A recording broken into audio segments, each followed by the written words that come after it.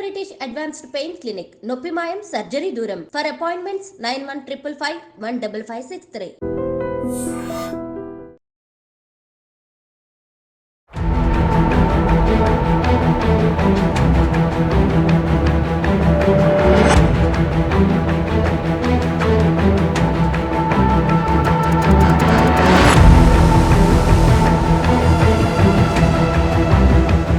Welcome to iDream. Telangana మాజీ మంత్రి కేటీఆర్ గారు ఇటీవల ఒక ఆసక్తికర వ్యాఖ్యలు చేశారు. అవసరం అనుకుంటే తనను జైల్లో పెట్టండి, చక్కగా యోగా చేస్తా, బయటకు వచ్చి పాదయాత్ర చేస్తానంటూ ఆయన స్టేట్మెంట్ ఇచ్చారు. దీనికి ఆయన జైలుకి వెళ్ళాలంటే ప్రధాన కారణం కనిపిస్తుంది, అది ఈ కార్ ఫార్ములా. ఆ కార్ ఫార్ములాలో అరవింద్ గారికి నేనే చెప్పబట్టే డబ్బులు ఇచ్చారు కాబట్టి ఆ కేసులో మీరు ఎవరినైనా విచారించండి, ఖచ్చితంగా నేను జైలు వెళ్ళడానికి సిద్ధంగా ఉన్నానంటూ ఆయన స్టేట్మెంట్ ఇచ్చారు. ఈ స్టేట్మెంట్ వెనక ఉద్దేశం ఏంటి, అసలు ఈ కార్ ఫారం లో జరిగిన స్కామ్ ఏంటి అనే విషయాన్ని రాజీవ్ రెడ్డి గారిని తెలుసుకున్నాం. సార్ నమస్తే అండి. మీరు నమస్కారం పెట్టలేదు కానీ ఇందులో చాలా క్లియర్ గా చెప్పండి సార్. ఈ కార్ ఫార్ములా హైదరాబాద్ ప్రతిష్టని తెలంగాణ ప్రభుత్వం యొక్క పర్యాటక చేయడానికి అప్పుడు ప్రభుత్వం తీసుకున్న ఈ మంచి పథకం ఒక స్కామ్ గా మారిందంటూ రేవంత్ రెడ్డి గారు గవర్నమెంట్ చెప్తుంది. ఇందులో చాలా కోట్లాది రూపాయలు మారాయంటూ ఒక ఎంక్వైరీ కూడా జరిగింది. దాని మీద కేటీఆర్ గారు కౌంటర్ ఇస్తూ ఖచ్చితంగా నేను చెప్పబట్టే జరిగింది కాబట్టి నా మీద ఎలాంటి విచారణ సిద్ధం అంటూ అది స్టేట్మెంట్ ఇచ్చారు. అది డెవలప్మెంట్ కార్యక్రమం అనుకోవాలా, లేదు ఇది స్కామ్ అని మీరు అంటారు? తెలంగాణకి టూరిజం పెంచడము, తెలంగాణకి ఆదాయాలు పెంచడం అనేది ఉద్దేశాలు, సదుద్దేశం. అయితే మనకి నేరం జరగడానికి రెండు ఉంటాయండి. తప్పుడు ఉద్దేశంతో తప్పుడు పని చేయటము, మంచి ఉద్దేశంతో కూడా తప్పుడు పని చేయడం. మా అబ్బాయి చక్కగా మార్కులు తెచ్చుకోవాలి, చక్కగా ఉన్నత ఉద్యోగాలు పోవాలని అనుకుంటా. కానీ అదేమంటారు, సినిమాలో చూపెట్టినట్టు చంద్రమోహన్ ఎవరు ఆయన ఎగ్జామ్ రాసే సెంటర్ బయట నుంచి చిట్టి విసిరేస్తున్నా అనుకోండి, ఉద్దేశాలు కరెక్టే, లేదా తప్పు ఉద్దేశం తప్పు చేయడం ఒకటి. అంటే దీనివల్ల నిజంగానే ఎకనామిక్ డెవలప్మెంట్ అవుద్దా, దీనివల్ల డెవలప్మెంట్ అవుద్దా అనేది ఒకటి. మూడోది తీసుకుందాం, డబ్బులు దొబ్బడం కోసము, అర్థమైందండి, తప్పుడు ఉద్దేశంతో చేయడం కోసము ఒక మంచి ఉద్దేశం లాంటిది ఒకటి తగిలిచ్చి దాని ప్రకారం చేయడం. ఇది ఓకే. ఇది అయిన తర్వాత చంద్రబాబు నాయుడు గారి స్కిల్ డెవలప్మెంట్ స్కామ్ కి కేటీఆర్ గారు ఇప్పుడు జరుగుతున్న దానికి ఓ రిలేషన్ ఉంది. కేటీఆర్ గారు ఇంతకుముందు అంటే ఆయన పైన అనేక అలిగేషన్లు వస్తున్నాయి. భూములు స్వాహా చేశారు, ధరణిలో వాడుకున్నారు, ఇంకేదో చేశారు. మరి వాటిలలో ఎంతవరకు ఆయన పైన ఉందో లేదో మనకు తెలియదు. కానీ దీంట్లో మాత్రం ఆయన సంతకం పెట్టే ఫండ్స్ రిలీజ్ చేశారు. ఉద్దేశం మంచి అవ్వచ్చు, ఎంచుకున్న మార్గం తప్పవచ్చు, లేదా ఉద్దేశమే తప్పు ఉండొచ్చు, మార్గం తప్పు ఉండొచ్చు, లేదా అసలు ఐడియానే స్కామ్ చేద్దామని దానికి ఒక మంచి ఉద్దేశం తగిలియడం, అంటే సూపర్ఫిషియల్ గా, అది నిజం ఉద్దేశం కాదు, తగిలియడం, ఆబ్జెక్ట్ తగిలిచ్చేయడం. ఇట్లా 3-4 రకాలుగా ఉంటాయి. కేటీఆర్ గారి విషయంకి వస్తే కేటీఆర్ గారి పైన అభియోగాలు అనేకం ఉన్నాయి. సోషల్ మీడియాలో జనం అనేది భూములు స్వాహా చేశారు, ధరణిలో అవకతవకలు పాల్పడ్డారు, ఏదేదో వస్తూ ఉంటాయి. వాటిలో ఎంత నిజమో ఎంత అబద్ధమో మనకి ఇంకా తెలియదు. కాకపోతే ఒకటి ఏంటంటే, ఈ కేసు వచ్చే వరకు చంద్రబాబు నాయుడు గారి స్కిల్స్ స్కామ్ కి కాస్త సారూప్యత ఉంది. ఎట్లా అంటే, చంద్రబాబు నాయుడు గారి స్కిల్ స్కామ్ లో ఆయన సంతకం లేకపోయిండుంటే, ఆయన మా ఉద్దేశం కరెక్ట్, స్కిల్ డెవలప్ చేయడం కోసం చెప్పి నేను చేశాను, దాంట్లో ఏదైనా ఫండ్స్ రిలీజ్ అయ్యి ఇల్లీగల్ గా పోతే వారు బాధ్యులు, మనకు సంబంధం లేదు. కానీ అక్కడ చంద్రబాబు నాయుడు గారు సంతకం పెట్టారు రిలీజ్ చేయడానికి, ఆయన ఒత్తిడి తెచ్చారు అని ఒకటి. ఆ సంబంధించిన finance secretary, principal secretary finance Chandrababu Naidu గారు చెప్తే చేశాను అని ఒకటి. ఇక్కడ సారూప్యత ఏంటిదంటే, కేటీఆర్ గారు చెప్తే రిలీజ్ చేశానని అరవింద్ కుమార్ గారు ఇచ్చినట్టున్నారు, ఐఏఎస్ ఆఫీసర్. దానికి కేటీఆర్ గారు ప్రెస్ కాన్ఫరెన్స్ పెట్టి నేనే సంతకం పెట్టి రిలీజ్ చేయించాను. ఇక్కడ వరకు సారూప్యత ఉంది.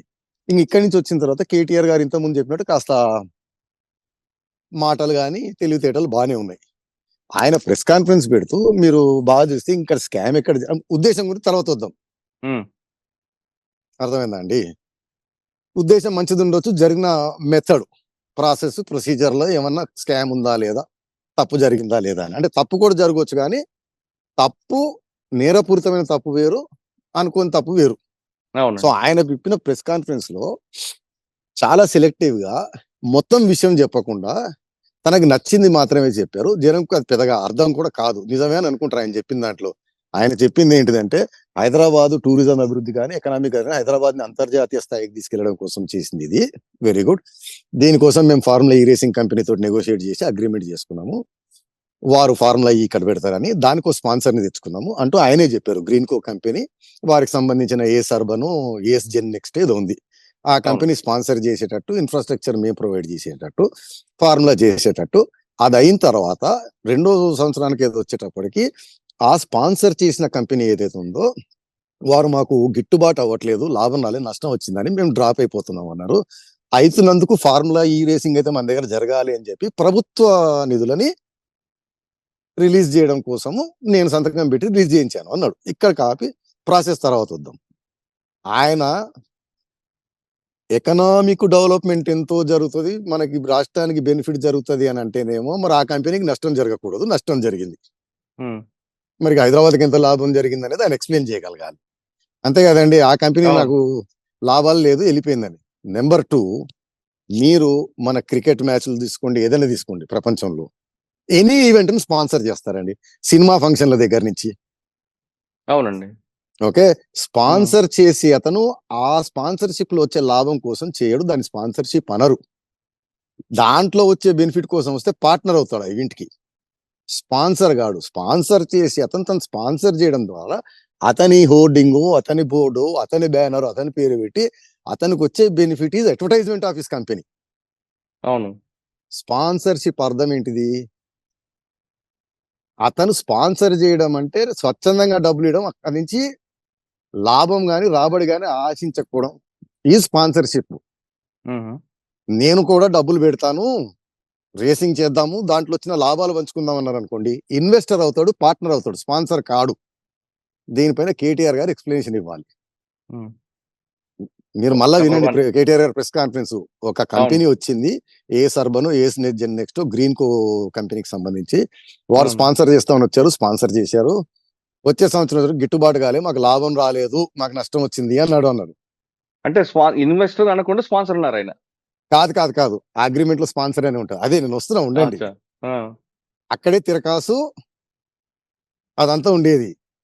సో ఈ ఇంటర్వ్యూ చూసిన ప్రజలందరికీ తెలుసు, అందరూ స్పాన్సర్ అనేది నేను చేస్తే దాంట్లో నేను లాభం ఆశించను. దానివల్ల నాకు వచ్చే అడ్వర్టైజ్మెంట్. ఇప్పుడు సహారా వెనకటికి చేసేది ఇప్పుడు ఏ కంపెనీ చేస్తుంది ఇండియన్ క్రికెట్ టీం కి? వారు అక్కడ అమ్మిన టికెట్లలో లాభం, స్టేడియం లాభం రాదు వాళ్ళకి, వారు అడ్వర్టైజింగ్ అది. అవును, కో స్పాన్సర్ రెండు ఉంటాయి. ఎవరండి co sponsor, associate sponsor, side sponsor, చిన్న స్పాన్సర్, పెద్ద స్పాన్సర్, రకరకాల స్పాన్సర్లు ఉంటారు. వారంతా ఆ ఈవెంట్ లో ఆ ఈవెంట్ వల్ల ఆ ఈవెంట్ లో వారి కంపెనీలకి అడ్వర్టైజ్మెంట్ అది. అదే వాళ్ళ ప్రొడక్ట్ ని పబ్లిష్ చేసుకుంటారు. కాబట్టి లాభం నష్టంతో సంబంధం ఉండకూడదు. అంటే కేటీఆర్ గారు చెప్పింది అంటే స్పాన్సర్ అంటున్నాడు, లాభం రాలేదు అంటున్నాడు. మరి వారు లాభం కోసం వచ్చారా? ఒకటి. ఇదైన తర్వాత ఆ కంపెనీకి నష్టం వచ్చింది అన్నారు. మరి ఆ రేసింగ్ చేసి అప్పుడు పెట్టిన ఖర్చు పెట్టుబడి పెడితేనే నష్టం వచ్చిన తర్వాత మరి ఎకనామిక్ గా, ఫైనాన్షియల్ గా ఎంత బెనిఫిట్ వచ్చిందో కాస్త ఎక్స్ప్లెయిన్ చేయాల్సింది. ఇంకా మూడో ప్రాసెస్ లో ఏం జరిగిందంటే కేటీఆర్ గారు ఇది ట్రైపర్టైట్ అగ్రిమెంట్. అంటే మీరు వెనక్కి వెళ్ళి మల్లు భట్టి విక్రమార్క గారు ప్రభుత్వం మారతానే ఆర్థిక శాఖ మంత్రి మరియు డిప్యూటీ చీఫ్ మినిస్టర్ కింద ఆయన ఒక ప్రెస్ కాన్ఫరెన్స్ పెట్టి చెప్పారు దీంట్లో జరిగింది అని. దాన్ని బట్టి మనం చెప్తాం 3 పార్టీలకి అగ్రిమెంట్ జరిగింది. ఫార్ములా ఈ రేసింగ్ కంపెనీ, రాష్ట్ర ప్రభుత్వం అంటే రిప్రజెంట్ బై హెచ్ఎండిఏనో జిహెచ్ఎంసిఓ, మూడోది ఆ ఏస్ అర్బన్, ఏస్ జెన్ నెక్స్ట్. ఈ ఒప్పందంలో వింతైన విషయం ఏంటిదంటే ఇన్ఫ్రాస్ట్రక్చర్ అదంతానేమో రాష్ట్ర ప్రభుత్వం ఖర్చు పెట్టి చేస్తుంది. అది 30 కోట్లు, 40 కోట్లు, 20 కోట్లు ఎంత. మిగతా ఈవెంట్ కి కావాల్సిన పెట్టుబడి ఈ రెండో కంపెనీ ఏస్ జెన్ నెక్స్ట్, ఏస్ అర్బన్ అంటే గ్రీన్ కోకి సంబంధించిన కంపెనీ, అది కేటీఆర్ గారే చెప్పారు వారు ప్రెస్ కాన్ఫరెన్స్. టికెట్లు అమ్ముకున్న డబ్బు, రెవెన్యూ అంతా ఆ కంపెనీ తీసుకుంటది. ఓకే. రేసింగ్ ఏమో ఫార్ములా ఇది 2 వేసినందుకు వారు రేసింగ్ చేసి వారు వెళ్ళిపోతారు. వారు రేసింగ్ చేయడానికి వచ్చినందుకు వారికి 100 కోట్లు, 110 కోట్లు కట్టాలి, అది రాష్ట్ర ప్రభుత్వం కట్టాలి. సో ఇక్కడే లాజిక్ తిరకాసు. వారు స్పాన్సర్ అయినప్పుడు టికెట్లు వీరికి సంబంధం లేదు, టికెట్లు అమ్మిన డబ్బులు వాళ్ళకి రావు. సినిమా ఫంక్షన్ జరుగుతుందండి, ప్రీమియం వేస్తారు, ఓరు స్పాన్సర్షిప్ వేస్తే వారు చేస్తే ఆ టికెట్ లాభాలు అది రన్ చేసిన కంపెనీ తీసుకుంటుంది తప్పిస్తే స్పాన్సర్ చేసిన కంపెనీ తీసుకోదు. అంటే రాష్ట్ర ప్రభుత్వానికి ఆదాయం రావాలి అవును. టికెట్లు అమ్మడం ద్వారా. ఎందుకు రాష్ట్ర ప్రభుత్వం పెట్టుబడి పెట్టింది, వారు పెట్టుబడి పెట్టి స్పాన్సర్ కాదు, ఇప్పుడు పార్ట్నర్ అయ్యారు వారు. అవును. మరి పార్ట్నర్ అయినప్పుడు టికెట్లు అమ్మిన లాభం కానీ వేరే లాభం కానీ రాష్ట్ర ప్రభుత్వాల ఆదాయం లేదు. లేదు. రాకపోగా ఆ ఫార్ములా రేసింగ్ ఇక్కడ చేసినందుకు 100 కోట్లు 110 కోట్లు రాష్ట్ర ప్రభుత్వం మళ్ళీ కట్టింది. అవును. వారు నోటీస్ కూడా పంపించారు రాష్ట్ర ప్రభుత్వానికి, ఉమ్. కాంట్రాక్ట్ బ్రేక్ చేశారు, మీ పైన కేసు వేస్తాను లండన్ లో ఎక్కడ అని. ఏంటంటే ఇవ్వాల్సిన డబ్బులు ఇవ్వలేదు అని. దానికి ఏంటంటే ఈ గ్రీన్ కో కంపెనీ, అర్బన్ కంపెనీ వీరికి పేమెంట్ చేసినట్టు రాష్ట్ర ప్రభుత్వం ఆ కంపెనీ వాడికి కట్టలేదు. ఓకే. ఏమన్నా అర్థమైంది? అతను నోటీస్ పంపించినట్టు అంటే మీడియాలో వచ్చిన అదే నాకు గుర్తున్నది వరకు చెప్తున్నాను. ఉమ్, ఉమ్. సో అతను స్పాన్సర్ కాదు, అతను పార్ట్నర్. టికెట్ల మీద ఆదాయం తీసు మరి పార్ట్నర్ అయినప్పుడు ఎవరెంత పెట్టుబడి పెడితే అంత షేర్ రావాలి. ఉమ్. అది రాలేదు. ఆ లాభం అంతా టికెట్ల మీద డబ్బు అంతా అతను తీసుకున్నాడు, ఆ కంపెనీ తీసుకుంది. ఈ కంపెనీకి పేమెంట్ ఇన్ఫ్రాస్ట్రక్చర్ అంతా కష్టపడి చేసిన రాష్ట్ర ప్రభుత్వం చేతిలో ఏది లేదు, లేదు. అది అయిపోయింది. అర్థమైందండి? ఉమ్. సో అక్కడే మీకు ఏదో నేరం జరిగింది, స్కామ్ జరిగింది అని ఉమ్. ఒకటి అంటే ఎంక్వైరీలో తేలాలి మనకి. ఆ ఇంటర్ ఇదైన తర్వాత సెకండ్ సీజన్ కి ఆ కంపెనీకి నేను పెట్టాను, ఎందుకంటే టికెట్లు అమ్మిన డబ్బు అంత రాలేదు, నేను పెట్టినంత అవును. నష్టం వచ్చింది, వెనక్కి వెళ్ళిపోతున్నా అంది. కాబట్టి ఫైనాన్షియల్ గా ఏం బెనిఫిట్ అయింది అనేది దీని ద్వారానే మనకు అర్థమైంది. ఉమ్. ఈ టికెట్ల వల్ల లాభం లేదు, దాని వల్ల లాభం లేదు, వెళ్ళిపోతున్నా అని. ఉమ్. వెళ్ళిపోతున్నప్పుడు రాష్ట్ర ప్రభుత్వం తర్వాత ఇంత ప్రెస్టీజియస్ ఈవెంట్ మన రాష్ట్రం నుంచి వెళ్ళిపోకూడదు, మనమే డబ్బులు కడదాము అని అన్నారంటే. అవును. అందుకే ఆయన 50 ప్రెస్ లక్షలు. కాన్ఫరెన్స్ అవును. 110 కోట్లు రిలీజ్ చేయాల్సింది, దాంట్లో 55 రిలీజ్ చేశారు. 55 కోట్లు. ఇక్కడ ఇంకో మిస్టేక్ బ్లండర్ ఏం జరిగిందంటే, ఉమ్. అంటే చీఫ్ సెక్రటరీ గారు మెమో ఇచ్చారు అరవింద్ కుమార్ గారికి, దీనిపైన ఎక్స్ప్లెనేషన్ అడుగుతూ. వారి దాని ప్రకారం ఆర్టికల్ 299 ఆఫ్ భారత రాజ్యాంగం ప్రకారము ఎనీ స్టేట్ గవర్నమెంట్ ఏజెన్సీ ఒక ఒప్పందం చేసుకోవాలి, డబ్బులు ఇవ్వాలంటే కాంపిటెంట్ అథారిటీ యొక్క permission. Competent authority governor. Um. మీకు తెలుసు, ప్రతి జీవో పైన by and on behalf of the governor principal secretary గారు పెడతారు. సో ఒప్పందం principal secretary on behalf of governor చేయాల్సింది తప్పిస్తే అరవింద్ కుమార్ గారు, జేఎస్ రంజన్ గారు, కేటీఆర్ గారు చేయకూడదు. ఉమ్. అవునండి. అర్థమైందండి? ఉమ్. సో అది through proper channels file circulate వెళ్ళి సెక్రటేరియట్ బిజినెస్ రూల్స్ ప్రకారం వెళ్ళి గవర్నర్ గారు ఆమోదం తర్వాతే ఒప్పందం గాని పేమెంట్ గాని జరగాల్సింది. కానీ ఇక్కడ అలా జరగలేదు. వారు కేటీఆర్ గారు తెలివిగా అది చెప్పట్లేదు. అది చెప్పకుండా నేనే అరవింద్ నుంచి ఫోన్ చేస్తా, ఆయనే రిలీజ్ చేస్తానని చెప్తున్నా. ఆయన చెప్పింది ఏంటిదంటే, రాష్ట్ర ప్రభుత్వము బడ్జెట్ వేసేసిన తర్వాత డిపార్ట్మెంట్లకి, కార్పొరేషన్లకి ఫండ్స్ వచ్చేస్తాయి. ఆ ఫండ్స్ ని వారు డిస్క్రిప్షన్ లో ఖర్చు పెడతారు కాబట్టి ఈ ఫండ్ ని హెచ్ఎండిఏ ఫండ్ నుంచి పెట్టాను అన్నాడు. ఫస్ట్ అది తప్పు. చీఫ్ సెక్రటరీ గారి మెమో ప్రకారం కాంపిటెంట్ అథారిటీ పర్మిషన్ లేకుండా ఒప్పందం చేసుకోవడమే తప్పు, డబ్బులు వదిలిపెట్టండి. డబ్బులు ఇవ్వడము తప్పు. రెండోది డిస్క్రిప్షన్ కింద వదిలిపెట్టేది ఏంటంటే, ఇప్పుడు సపోజ్ నేనున్నాను, చెప్పాను ఇంత ముందు ఒక కుటుంబం 4 పిల్లలమని. నా సంసారం నడిపడం కోసం మా నాయన 20,000 రూపాయలు ఇస్తాడు. ఇచ్చిన తర్వాత నా డిస్క్రిప్షన్ ఫండ్, నా పిల్లలకి ఎలా ఎలా చదివించుకోవాలి, ఏమేం చేయాలని నేను అది వదిలిపెట్టి వెళ్ళి గుర్రపందాలు, బారో, నాన్నగారు మీరు నేను నష్టం చేశాను అనుకుంటున్నారు, నేను ఎకనామిక్ బెనిఫిట్ కోసం మనం ఈ బెట్టింగ్ లో పెడితే రూపాయి పెడితే 100 వస్తుంది పెట్టాను అన్న అనుకోండి, ఇచ్చేయదు, కుదరదు. సో ఆ ఏజెన్సీకి డబ్బులు వచ్చేసిన తర్వాత ఆ డబ్బులు ఎలా ఖర్చు పెట్టాలనేది ఏజెన్సీ తీసుకుంటది. అంటే హెచ్ఎండి యొక్క ఆబ్జెక్ట్స్ ఉంటాయండి, రోడ్లు డెవలప్ చేయడమో, పార్కులు డెవలప్ చేయడమో, ఏదో చేయడం ఉంటది. అది తప్పించి చేసినప్పుడు మళ్ళీ పర్మిషన్ తీసుకోవాల్సింది. పోనీ అది కూడా కరెక్ట్ అనుకుందాం, కేటీఆర్ గారు చెప్పింది. ఆ ఏజెన్సీ హెచ్ఎండిఏకి వచ్చిన ఫండ్స్ హెచ్ఎండిఏనే ఖర్చు పెట్టాలి, ఆ అకౌంట్ లో పడ్డ డిస్క్రిప్షన్ ఉంది, రైట్ ఉంది అన్నప్పుడు హెచ్ఎండిఏకి బోర్డు ఉంటదండి. ఓకే, బోర్డు నిర్ణయం తీసుకోవాలి, రిజల్యూషన్ పాస్ చేయాలి. అది చేయలేదు కేటీఆర్ గారు. ఏంటంటే ఆ బోర్డుకి ముఖ్యమంత్రి గారు చైర్మన్, వైస్ చైర్మన్ మంత్రి నేను, ఎండి గారు అరవింద్ కుమార్ గారు, మేము పెట్టేసేవారు. కాదు, డైరెక్టర్లు కూడా ఉంటారు. ఉన్న తర్వాత మీరు ఇలా సంతకం పెడితే కుదరదు, బోర్డు మీటింగ్ కన్వీన్ చేసి అజెండాలో పెట్టి, అజెండాలో డిస్కషన్ జరిగి ఆ డిస్కషన్ ని మినిట్స్ లో రికార్డ్ చేసి రిజల్యూషన్ పాస్ కావాలి. సార్ ఇక్కడ సపోజ్ ఇక్కడ మనకు చెప్పండి. ప్రతి గవర్నమెంట్ కు కొన్ని విచక్షణ అధికారులు ఉంటాయి, రైట్? అది వాడి తీసుకోవచ్చు అనుకోవచ్చు కదా. నేను చెప్పేది అదే. ఫస్ట్ గవర్నమెంట్ బడ్జెట్ పెట్టిన తర్వాత ఒక డిపార్ట్మెంట్ కి ఇచ్చిన తర్వాత డిపార్ట్మెంట్ విచక్షణ అనుకుందాం. విచక్షణ అర్థం ఏంటిదంటే ఇష్టం వచ్చినట్టు చేయడం విచక్షణ కాదు. మా అబ్బాయిని చదువుకునేలాగా చేసే విచక్షణ నాకుంది. దాని అర్థం ఇనుపరాడు తీసుకొని అర్థమైందండి మూతి ముక్కు కాలు ముళ్ళు పలగొట్టడం. లేదా నేను చెప్పాను మా తండ్రి గారు నాకు డబ్బులు ఇచ్చారు, నీ బాగోగుల కోసం నేను విదేశాల్లో ఉన్నాను, నా ఖర్చుల కోసం వాడుకోరా నాకు డబ్బులు ఇచ్చారు. ఇప్పుడు నా విచక్షణ కదా ఇది నేను తీసుకెళ్లి మళ్ళీ చెప్పినట్టు గుర్రపందాలు, బార్లు, క్యాబరేలు, అది విచక్షణ కాదు. రైట్. దీనివల్ల ఎకనామిక్ యాక్టివిటీ అన్నారు. కానీ హెచ్ఎండిఏ యొక్క ఆబ్జెక్టివ్స్ ఏదైతే ఉంటాయో, జిహెచ్ఎంసి ఆబ్జెక్టివ్స్ ఏదైతే ఉంటాయో వాటిలలో విచక్షణ.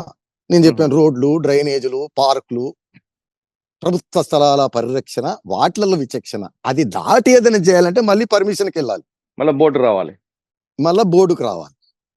బోర్డుగా గవర్నమెంట్కి వెళ్ళాలి, యాక్చువల్గా క్యాబినెట్కి వెళ్ళాలి. వారు చెప్పింది నిజం అనుకున్నా కనీసం ఈ విచక్షణ ఖర్చు పెట్టేదైనా బోర్డు. మీరు అన్నారు కదండి వారి విచక్షణ అని, కాసేపటిగా నిజమని అనుకుందాం. విచక్షణ ద్వారా ఖర్చు పెట్టే డబ్బుకు కూడా బోర్డు అప్రూవల్ ఉండాలి. రైట్. ఇక్కడ బోర్డు అప్రూవల్ లేదు. బోర్డు లేదు. ఆయన ఏమంటారు, చైర్మన్ కింద మా తండ్రి గారు, వైస్ చైర్మన్ ఏదో హోదా లేను, ఎండీకి హోదా అంటే మీరు ముగ్గురు కలిపి పెట్టేస్తే అయిపోతుందా? కాదు. బోర్డు. సపోజ్ మనది ఒక కంపెనీ ఉందండి, మన ఇద్దరం పార్ట్నర్లని, లేదా మీరు మన ఇద్దరికి ఒక కంపెనీ ఉంది, మీరు వర్కింగ్ పార్ట్నర్, లేకపోతే మిమ్మల్ని ఎండీ పెట్టాను, బ్యాంక్ కి ఇన్స్ట్రక్షన్స్ ఇచ్చాము, cheque power signatory authority Murali గారు, ఈ కంపెనీ రన్నింగ్ లో, నేను వెళ్ళి వేరే పనులు చూసుకుంటున్నా, మీరు కంపెనీని రన్ చేస్తున్నారు. ఇప్పుడు మీ విచక్షణ అధికారం ఉంది కంపెనీకి వచ్చిన ఆదాయాన్ని ఖర్చు పెట్టడం. అది దేనికి? కంపెనీ కోసం పెట్టడం, నా ఇంటి కోసం కాదు. మీ ఇంటి కోసము, ఇంకో దేనికోసము, దేనికోసం కాదు. అలాంటిది ఏదైనా ఉంటే మళ్ళీ నా దగ్గర అప్రూవల్ తీసుకోవాలి. అవును. అర్థమైనా? విచక్షణ అనగానే ఇష్టం వచ్చింది విచక్షణ కాదు. సో అది కంపల్సరీగా క్యాబినెట్ పోవాలి. పోని కేటీఆర్ గారు చెప్పింది నిజమే అనుకున్నా బోర్డు అప్రూవల్, ఎందుకంటే హెచ్ఎండి యొక్క కోర్ ఆబ్జెక్టివ్స్ కాదు అది, కరెక్ట్. అది వేరే పర్పస్ ఖర్చు పెడతారు. ఆదానికి ఇప్పుడు టూరిజం ద్వారా డబ్బులు వస్తాయంటే టూరిజం డిపార్ట్మెంట్ ఖర్చు పెట్టాలండి, హెచ్ఎండిఏకి ఎందుకు? అవును. మీరు చెప్తున్నారు హెచ్ఎండిఏకి ఉన్నది కూడా మంచి ఇన్ఫ్రాస్ట్రక్చర్ గానీ, లేదా రోడ్స్ గానీ, లేదా ఒక మంచి ఐలాండ్ గానీ దాన్ని ఖర్చు పెట్టామంటే ఒక రీజన్. నేను అనేది ఈ ఇన్ఫ్రాస్ట్రక్చర్ కి 20 కోట్లు 50 కోట్లు ఖర్చు పెట్టారు కదా, అది ఖర్చు పెట్టడం తప్పు లేదు. ఆ కంపెనీకి 110 కోట్లు 100 కోట్లు ఇవ్వడం. నేను చెప్తున్నానండి, ఇప్పుడు మనం డిస్కస్ చేస్తుంది నేరం, స్కామ్ చేయట్లేదు, ప్రొసీజర్ తప్పు చెప్తున్నాం. ఇప్పుడు మనం దీనికి వద్దాం.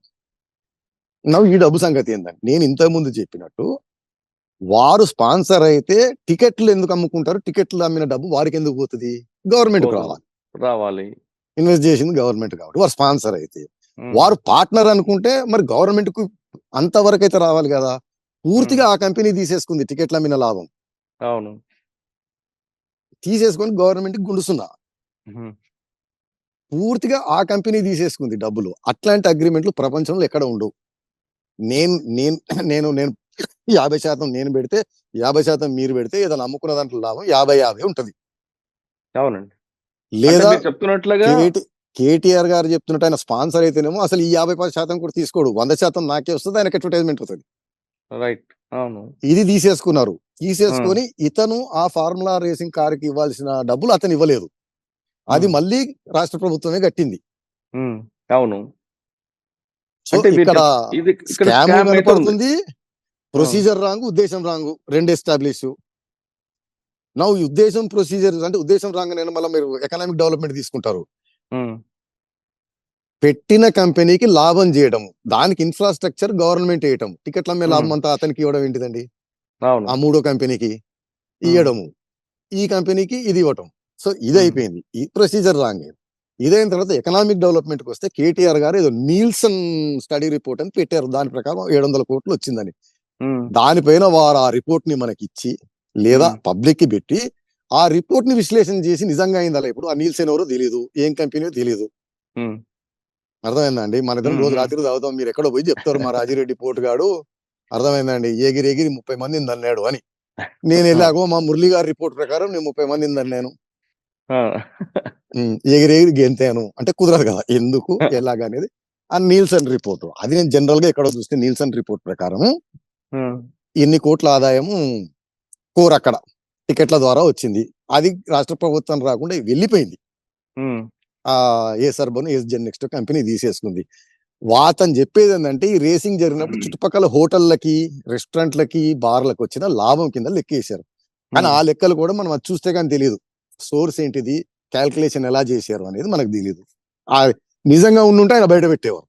ఉమ్, ఊరికైనా దాన్ని లైన్ చూపెడుతున్నారు. ఉమ్, ఇప్పుడు క్రికెట్ మ్యాచ్ లకు వద్దాం. భారతదేశంలో అత్యంత ఇంపార్టెంట్ బాగా చూసేది క్రికెట్ మ్యాచ్లు. ఉప్పల్ స్టేడియంలో క్రికెట్ మ్యాచ్ జరిగితే హైదరాబాద్ క్రికెట్ అసోసియేషన్ మెయింటైన్ చేస్తుంది దాన్ని. ఆ అవునండి. ఇన్ఫ్రాస్ట్రక్చర్ ఇన్వెస్ట్మెంట్ డబ్బు అంతా హైదరాబాద్ క్రికెట్ అసోసియేషన్ వేసేది. అవును. టికెట్ల మీద లాభం క్రికెట్ అసోసియేషన్కి వస్తుంది. ఎందుకు? వారు పెట్టుబడి పెట్టారు కాబట్టి. ఉమ్, ఇదైన తర్వాత స్పాన్సర్లు వస్తారు క్రికెట్ ఉమ్, మ్యాచ్ కి. వారికి టికెట్ల అమ్మకంతో సంబంధం ఉండదు. మళ్ళీ సంబంధం చెప్తున్నా. ఉండదు. అవును. వాళ్ళు అడ్వర్టైజింగ్ చేసుకుంటారు. ఆ డబ్బు కూడా క్రికెట్ అసోసియేషన్కి వస్తుంది, దాంతో పెడతారు. రాష్ట్ర ప్రభుత్వం నుంచి వారికి ఏదన్నా ఇన్ఫ్రాస్ట్రక్చర్ ఇస్తే కరెంటు, వాటరు, పోలీసు బందోబస్తు ఇవన్నిటికీ రాష్ట్ర ప్రభుత్వం బిల్లు వసూలు చేస్తుంది అవును. క్రికెట్ అసోసియేషన్ నుంచి. రాష్ట్ర అవును. ప్రభుత్వం ఫ్రీగా చేయదు. అవును. మనకు మీకు గుర్తుందో, మీకు తెలుసో తెలీదో, మా ఇంట్లో పెళ్లి జరుగుతుంది, విఐపీలు వస్తున్నారు అంటే పోలీస్ బందోబస్తు ఆటోమేటిక్ వస్తుంది. లేదా నేను దానికి ఊరేగింపు తీస్తున్నానంటే నేను చలాన్ కట్టాలి పర్మిషన్ డబ్బులు. పర్మిషన్ సో తీసుకోవాలి, డబ్బులు కట్టాలి. క్రికెట్ మ్యాచ్ కూడా హైదరాబాద్ క్రికెట్ అసోసియేషన్ రాష్ట్ర ప్రభుత్వానికి డబ్బులు డబ్బులు కట్టాలి. కడుతుంది. రాష్ట్ర అవును. ప్రభుత్వం ఇన్ఫ్రాస్ట్రక్చర్ ఇచ్చినందుకు. మిగిలిందంతా వారు చేసుకుని వారు పోతారు. అవును. మరి జరుగుతుంది కదా. అవును. మరి ఇక్కడ రాష్ట్ర ప్రభుత్వం ఇన్ఫ్రాస్ట్రక్చర్, రాష్ట్ర ప్రభుత్వం ఖర్చు పెడితే టికెట్లు ఎవరు అమ్ముకొని వెళ్ళిపోతారు. ఆ, ఆ కంపెనీకి ఇవ్వాల్సిన డబ్బులు మళ్ళీ రాదు. వాడు నోటీస్ పంపించాడు ఆ formula racing, um, breach of contract, మీరు నాకు డబ్బులు ఇవ్వలేదు, డిఫాల్ట్ అని. ఆ డబ్బులు ఆ కంపెనీ ఇవ్వాలి, ఈ కంపెనీకి రాష్ట్ర ప్రభుత్వం ఇస్తుంది ఇక్కడ. ఉమ్. అంటే మీరు దీనిపై ఫైనల్ గా కేటీఆర్ గారు ఎక్స్ప్లెనేషన్ ఇవ్వగలగాలి. రైట్, ఇందులో స్కామ్ అయితే జరిగిందంటారు.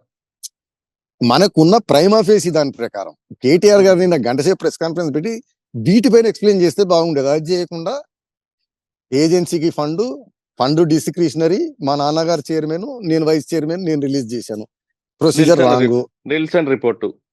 Nielsen report. తర్వాత దీనికి పర్మిషన్ అవసరం లేదు, నో.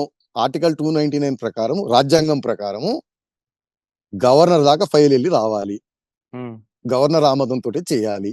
ఫండ్స్ రిలీజ్ కి కేబినెట్ అప్రూవల్ అయినా ఉండాలి. విచక్షణ ఫండ్స్ అయితే కనీసం హెచ్ఎండిఏ బోర్డు అయినా బోర్డ్ అప్రూవల్ ఇవ్వాలి. అందుకని మన ఇంట్లో డబ్బులు కాదు కదండి అవును. చేయడానికి. ఫైనల్ గా చెప్తున్నారు రాజీవ్ రెడ్డి గారు, జరిగిన స్కామా కాదన్నది కేటీఆర్ గారు క్లియర్ కట్ గా ఎక్స్ప్లెయిన్ చేయాల్సిన అవసరం ఉంది. అదే విధంగా ఇప్పుడు ఏ ఏజెన్సీ అయితే దర్యాప్తు చేస్తుందో ఆ దర్యాప్తులో కూడా కరెక్ట్ గా బయటకు రావాల్సిన అవసరం ఎంత ఉందంటారు రాజీవ్ రెడ్డి గారు.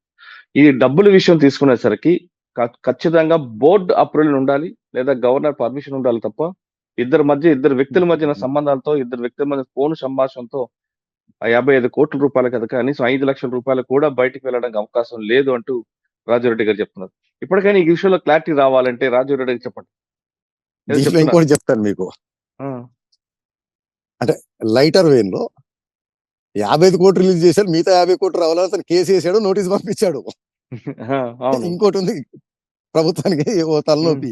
ఇది కాకుండా లైటర్ వేన్ లో కేటీఆర్ గారు ఎక్కువ ఏం చేస్తారు, జైలుకు పంపిస్తారు, జైలు పోతే యోగా చేసుకుంటా, స్లిమ్ అయ్యి వస్తా అని స్వతంత్ర సమర యోధులు. మనం ఇంతకుముందు కూడా కవిత గారి విషయం అన్నట్లు మాట్లాడారు.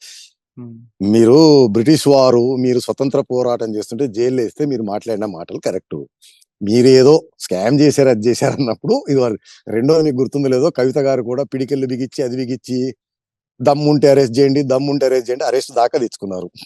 అరెస్ట్ అయిన తర్వాత ముందులో పిడికెలు బిగించారు, బయటకు వస్తేనే ఏంటంటారు, lion is back, tiger is back, ఇక చూసుకోండి చెలరేగుతున్నారు. ఇప్పటివరకు అయితే ఏదో దసరా కూడా కనపడలేదు బతుకమ్మకి. అంటే సాధారణంగా సార్ మన దేశంలో జైలుకి వెళ్ళి వస్తే ప్రముఖులు, అందరూ కాదు, ప్రముఖులు జైలుకి వెళ్ళి వస్తే వాళ్ళ ముఖ్యమంత్రి రావడం అనేది ఒక ఆనవాయితీ కనిపిస్తుంది కదా మనకి. అందరూ పోయి వస్తే రారండి, నేను చెప్పాను. దానికి జనంలో పర్సెప్షన్, అంత పోరాట పటిమ, అతను ఏం పోరాటం చేస్తున్నాడు, ఏది చేస్తున్నాడు, అవన్నీ. జైలు ఇంపార్టెంట్ కాదు.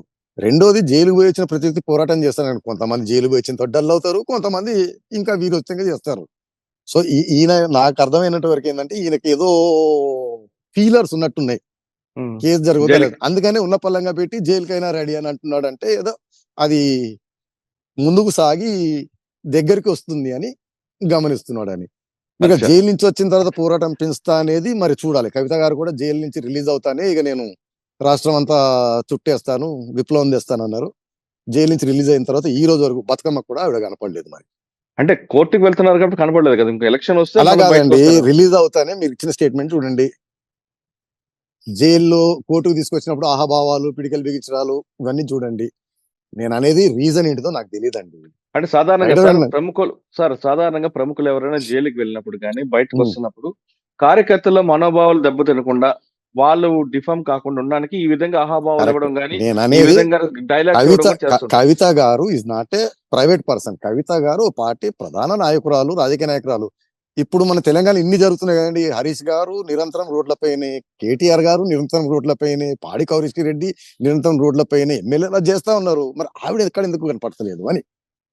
ఆవిడ కూడా ఆవిడ రావాలి కదా, రాజకీయాల్లో సమయం లేకుండా ఉండుంటే ఆవిడ ఏదో సొంత బిజినెస్, సొంత గృహిణిలాగా. ఇప్పుడు మన వైఎస్ భారతి గారి గురించి మనం అడగం, నారా బ్రాహ్మణి గారి గురించి కానీ, భువనేశ్వర్ గారి గురించి కానీ, వారు కనపడ్డ మనం అడగం. కవిత గారు మెయిన్ స్ట్రీమ్ రాజకీయాల్లో ఉన్నారు. అవును మరి ఉన్నారండి. తెలంగాణలో దాని ఎన్ని సబ్జెక్ట్ జరుగుతున్నాయి వచ్చినప్పుడు కదండి. ఆవిడ కూడా ముందుకు వస్తారు కదా. నేనే రాజకీయాలు ఉన్న వాళ్ళకి నిరంతరం సబ్జెక్టే కదండి. ఫైనల్ గా తీసుకుంటే రాజీవ్ రెడ్డి గారు చెప్తున్నట్లుగా కేటీఆర్ గారికి ఏదో సందేశాలు వచ్చినట్లుగా కాబట్టే ఇటువంటి డైలాగులు వచ్చాయంటూ రాజీవ్ రెడ్డి గారు చెప్తున్నారు. ఇది ఈ కార్ ఫార్ములాపై రాజీవ్ రెడ్డి గారి విశ్లేషణ. మరో అంశంలో మళ్ళీ కలుద్దాం. అంతవరకు నమస్తే. Thank you sir. Thank you very much అండి.